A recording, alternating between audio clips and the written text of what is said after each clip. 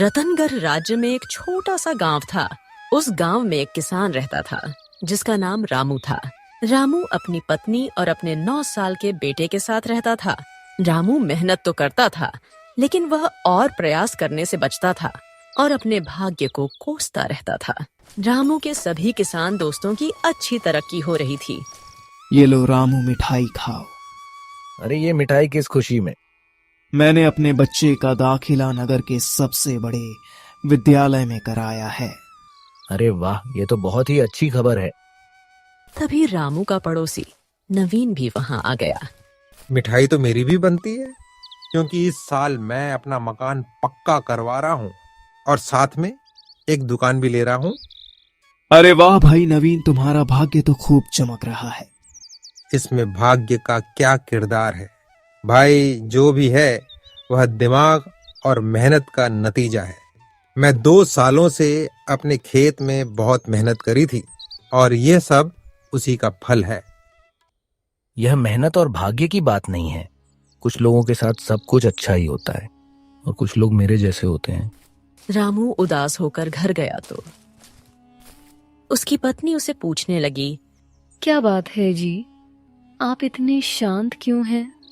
मेरे सारे दोस्तों की तरक्की हो रही है सिवाय मेरे। मुझे समझ में नहीं आता कि उन लोगों के पास ऐसा क्या है जो मेरे पास नहीं है। आपने कहा था कि इस बार खेत संभालने के साथ साथ कुछ और भी काम ढूंढेंगे, उसका क्या हुआ? अरे काम ढूंढने का क्या फायदा जब परिणाम तो एक ही आना है, असफलता। ऐसी नकारात्मक सोच मत बनाइए, आपको सही दिशा नहीं मिल रही है। यह सुनकर रामू को उसकी पत्नी पर गुस्सा आ गया। तुम कहना क्या चाहती हो कि मैं दिशाहीन हूँ? मुझे धन कमाना नहीं आता।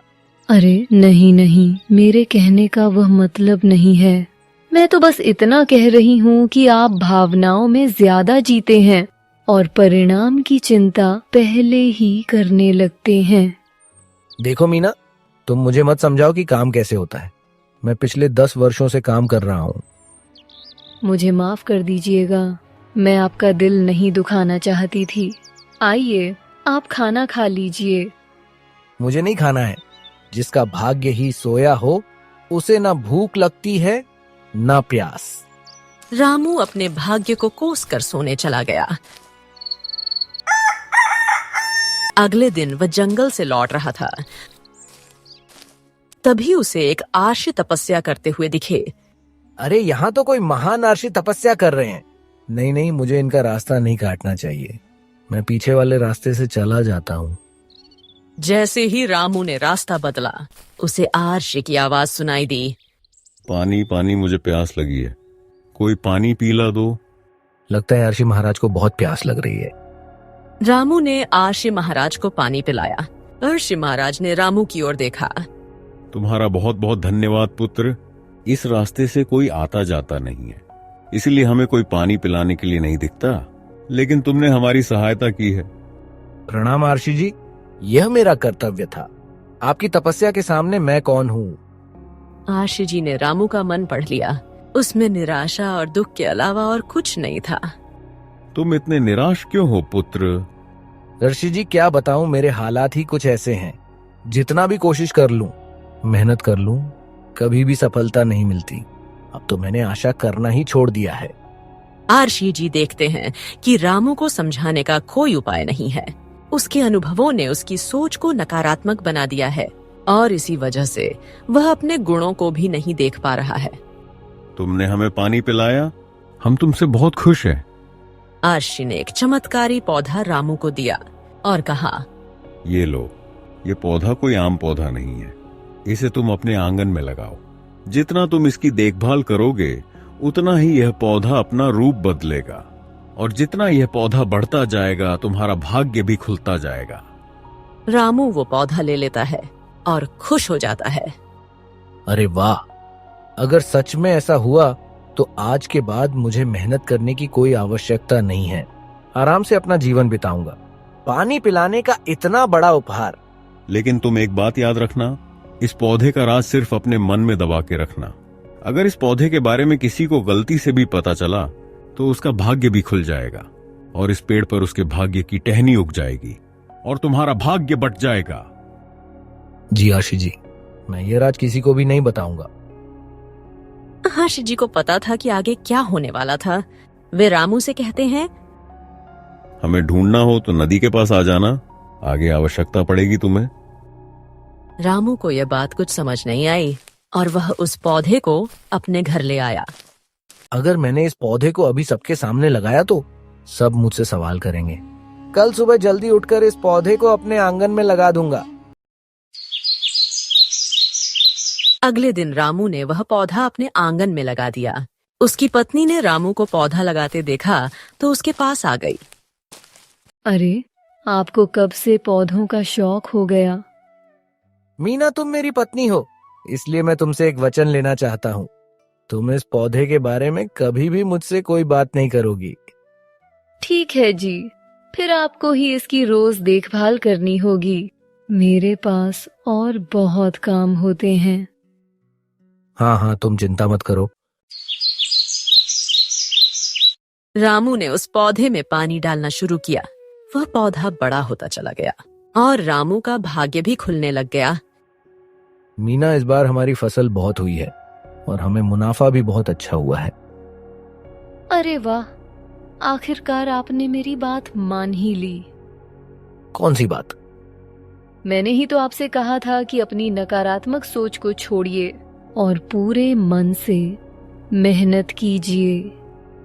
हाँ हाँ, तुम सही कह रही हो। मेरे तो भाग्य ही खुल गए हैं कि मैंने तुम्हें अपनी पत्नी पाया है। रामू को सच्चाई मालूम थी कि यह सब उस पौधे की वजह से हुआ है। रामू ने धीरे धीरे अपना मकान पक्का करवा लिया और सब कुछ नया खरीद लिया। उसने गाय भी पाल ली। धीरे धीरे वह पेड़ बड़ा होने लगा और उसमें गुलाबी रंग के बड़े बड़े बहुत ही सुंदर फूल खिलने लगे। फूल जितने सुंदर थे, उनकी खुशबू उससे भी अधिक लुभावनी थी।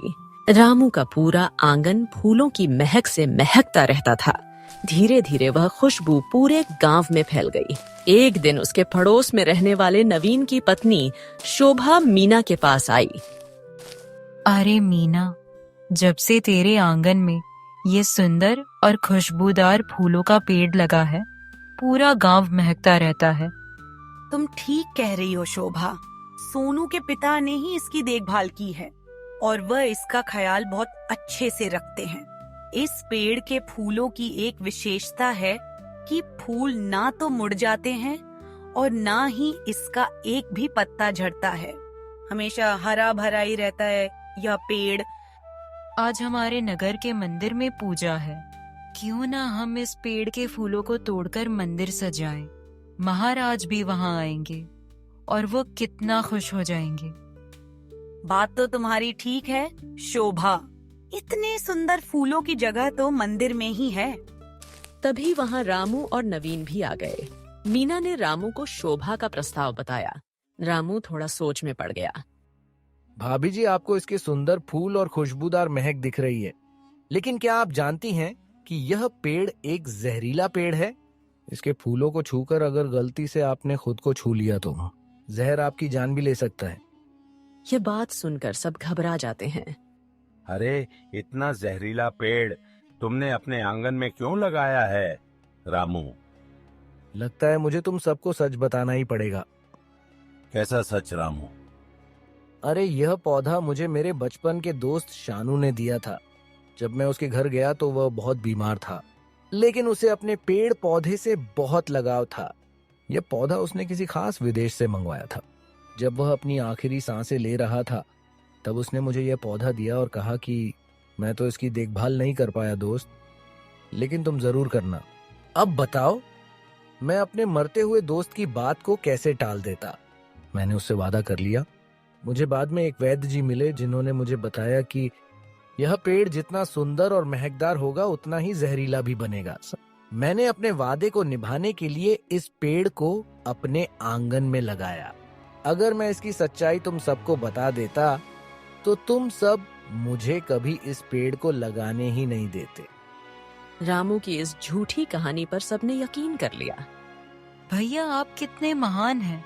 आपने अपने दोस्तों के साथ किया हुआ वादा निभाया। हमें आप पर गर्व है। पेड़ अब और भी बड़ा होने लगा था और अब उस पर फूल के साथ साथ रसीले फल भी उगने लगे। रामू की तरक्की की गति बढ़ती ही जा रही थी।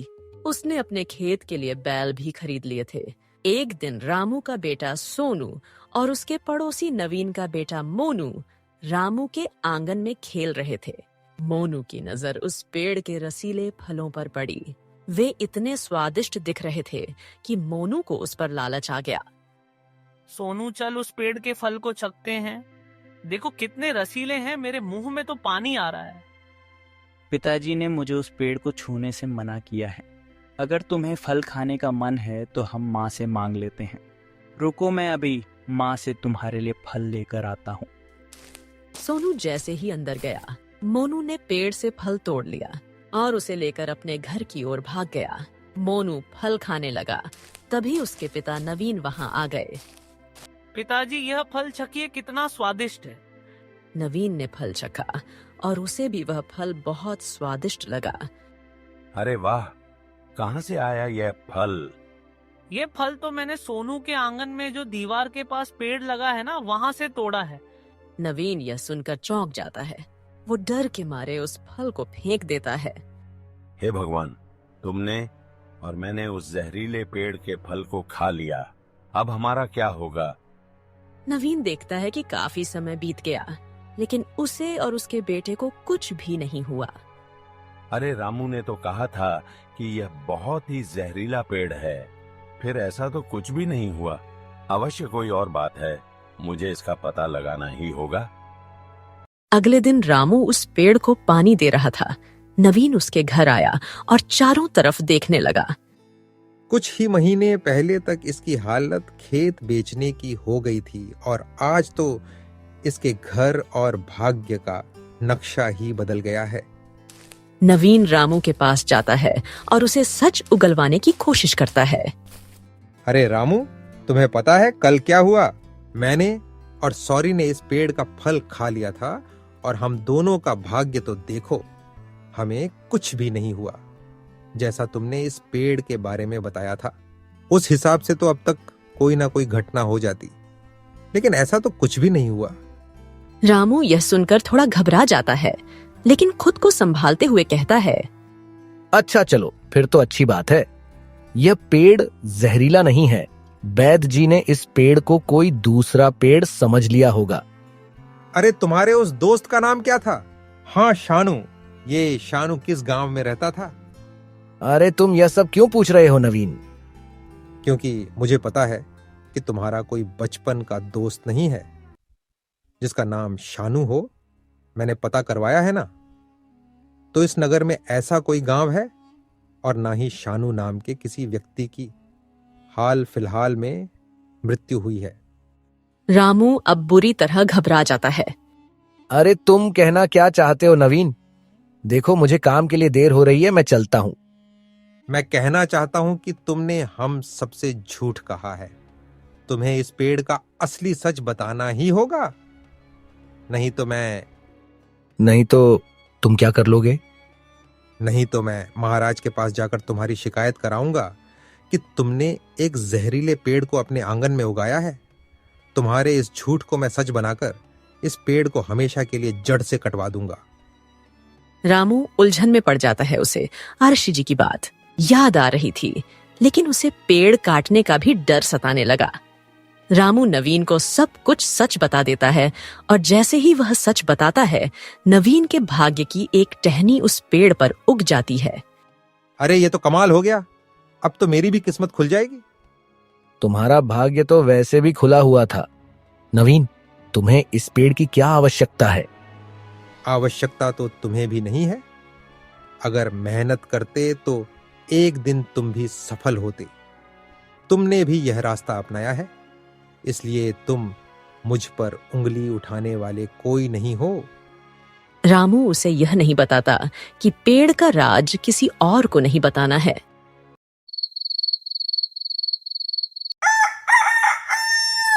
नवीन के साथ भी अब सब कुछ अच्छा होने लगा और रामू की तरक्की धीरे धीरे रुकने लगी थी। एक दिन नवीन कुछ सोच में बैठा हुआ था। इस रामू को जितना मिला उसके लिए वह काफी है। काम करना तो ठीक से आता नहीं, मैंने ही उसे सब कुछ सिखाया था, और अब देखो सिर्फ भाग्य की खा रहा है। मेरे पास दिमाग भी है, मेहनत भी है, और अगर मेरे पास मेरे भाग्य की शक्ति भी आ गई तो मैं इस नगर में सबसे ज्यादा धनवान बन जाऊंगा। मुझे इस पेड़ को अपने आंगन में लाना ही होगा ताकि मैं इसकी देखभाल कर सकूं और यह पेड़ मुझे ही सारा फल देगा। अगले दिन नवीन राजा के पास गया और उनसे गुहार लगाने लगा। महाराज, मेरे पड़ोसी रामू के घर की दीवार मेरे आंगन तक आ गई है, जबकि वह जमीन हमारी है। रामू हमारा बहुत पुराना पड़ोसी है, इसलिए हमने कुछ नहीं कहा, लेकिन हमें अपना मकान अलग करवाना है और हमें उस जमीन की आवश्यकता है। ऐसा कुछ नहीं है महाराज, वो आंगन की जमीन हमेशा से हमारी थी। नवीन रामू को धमकाकर कहता है, अगर तुमने मुझे वह जमीन नहीं दी तो मैं महाराज को सब कुछ बता दूंगा। वह पेड़ और उसका राज छुपा नहीं पाएगा। सोच लो रामू। क्या राज ये किस पेड़ की बात कर रहा है रामू? मैं बताता हूँ महाराज। नवीन ने उस पेड़ के बारे में राजा को बता दिया। अगर वो पेड़ हमारे पास होगा तो हम इस राज्य के साथ साथ पूरी दुनिया में राज्य करेंगे। हमारे पास हुनर के साथ साथ भाग्य का भी साथ होगा। राजा के साथ मंत्री ने भी राज सुन लिया। पेड़ की टहनियां बढ़ने लगीं और धीरे धीरे उसका कद भी ऊंचा होने लगा। मंत्री ने अपने घर जाकर अपनी पत्नी को यह बात बताई। अरे सुना है, पास वाले गांव के रामू के आंगन में एक जादुई पेड़ है जो कि सोया हुआ भाग्य भी जगा देता है। अब मंत्री की पत्नी ने यह बात अपने पड़ोस में बताई और फिर ऐसा करते करते ये बात पूरे राज्य में फैल गई। टहनियां बढ़ती ही जा रही थी और वह पेड़ पूरे राज्य में फैलता ही जा रहा था। यह पेड़ तो बढ़ता ही जा रहा है। यह राज्य जितना फैल जाएगा यह पेड़ उतना ही बढ़ता जाएगा। ऐसे तो यह पूरे राज्य में फैल जाएगा। पेड़ की टहनियां पूरे गांव में फैल चुकी थीं। सारा गांव इस बात से परेशान था। नवीन के घर से पेड़ की जटाएं निकलने लगी। नवीन भागता हुआ रामू के पास आ गया। रामू के घर पर पूरा पेड़ फैल चुका था। ये क्या हो रहा है रामू? ये पेड़ तो बढ़ता ही जा रहा है। हाँ, क्योंकि इसका राज चारों तरफ फैलता जा रहा है। मैंने उस दिन तुमसे यह बात छुपाई थी कि यह राज जिसको भी पता चलेगा उस व्यक्ति के भाग्य की टहनी इस पेड़ पर उग जाएगी। अरे ये पेड़ तो हमारे बने बनाए घर को, हमारे खेतों को नष्ट कर रहा है। अब मैं क्या कर सकता हूँ? यह सब तुम्हारी वजह से हुआ है, तुम्हें ही कुछ करना पड़ेगा। इतने में वहां राजा पधारते हैं। रामू, तुम्हारी वजह से यह सब हुआ है। अगर तुमने इस पेड़ को बढ़ने से नहीं रोका तो हम तुम्हारा सब कुछ छीन लेंगे और तुम्हें जेल में डाल देंगे। रामू को अर्शी के आखिरी शब्द याद आते हैं। हमें ढूंढना हो तो नदी के पास आ जाना, आगे आवश्यकता पड़ेगी तुम्हें। रामू भागता हुआ नदी के पास जाता है। वो देखता है कि आशी अपने में मग्न थे। आशी महाराज, हमें आपकी आवश्यकता है। हमें बचाइए, उस पेड़ ने तो विकराल रूप ले लिया है। आप कुछ करिए आशी महाराज, आप कुछ करिए। मैंने तुम्हें मना किया था कि यह राज किसी को नहीं बताना। मैं क्या करता?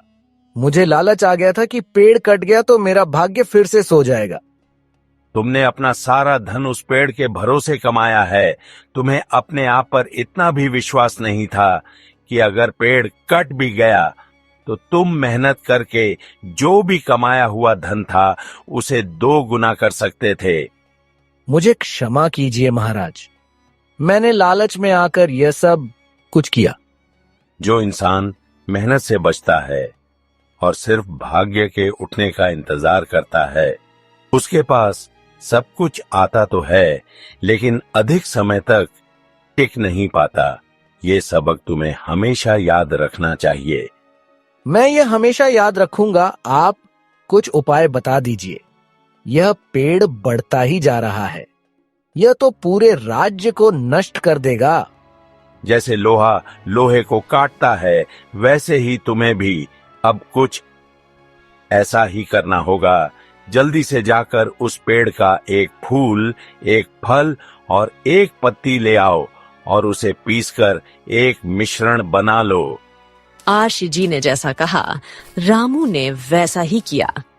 आर्षि ने एक घड़े में नदी का पानी भरा और पेड़ के फूल, फल और पत्ती से बने मिश्रण को घड़े में डाल दिया। यह लो पानी का घड़ा। इस घड़े का पानी तब तक खत्म नहीं होगा जब तक इसे राज्य का हर एक व्यक्ति घूंट भर पी नहीं लेता। इस घड़े में के कुछ अंश मिले हुए हैं। जो भी इस घड़े का पानी पिएगा उसकी टहनी उस पेड़ से अपने आप घटने लगेगी। लेकिन आर्षि जी, ये कैसे मुमकिन होगा? ऐसा कहकर अर्षि फिर से तपस्या में लीन हो गए। कुछ तो सोचना पड़ेगा रामू। मुझे महाराज के पास जाना चाहिए।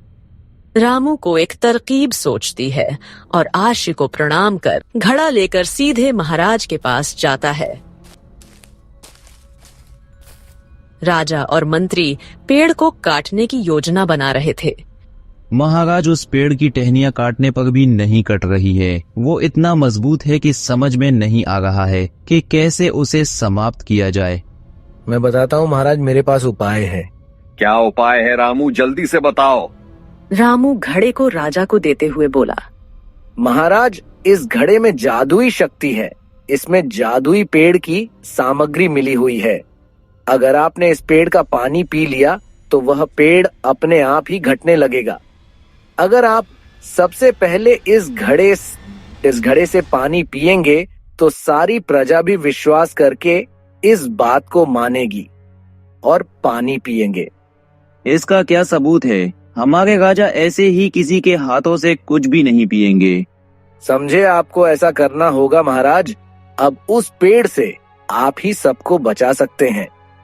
हम पिएंगे मंत्री जी। हम भी इस लालच में उतने ही भागीदार हैं जितने कि सब।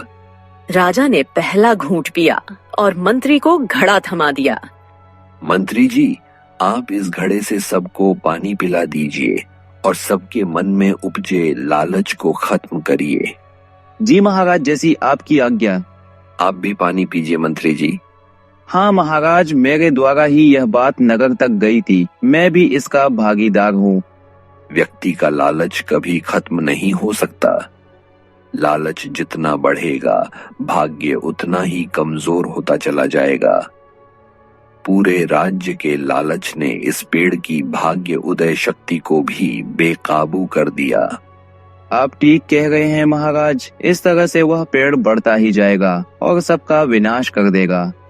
मंत्री ने उस घड़ी से पानी पिया और फिर सब में बांट दिया। धीरे धीरे सबने घड़े से पानी पी लिया और वह पेड़ धीरे धीरे घटता चला गया। उसकी फैली हुई टहनियां और जड़ें सिमट गईं और वह एक पौधा बन गया।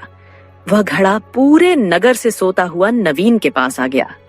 नवीन ने घूंट भरकर वो घड़ा आखिर में रामू को दे दिया। वो पेड़ अब एक छोटा सा पौधा बन चुका था। लो, अब तो पेड़ पौधा बन गया। अब तुम ही संभालो। इस मुसीबत को हम तो मेहनत करके ही अपना धन कमाएंगे। रामू ने उस घड़े में से पानी पिया और वह पौधा एक बीज बन गया। अब तुम इस बीज का क्या करोगे रामू? फिर से पेड़ उगाओगे? सबसे पहले लालच का बीज मेरे मन में आया था। मुझे इस बीज की कोई आवश्यकता नहीं है। रामू ने उस बीज को नदी में बहा दिया और उसके बाद वह अपने भाग्य को बिना कोसे खूब मेहनत करने लगा।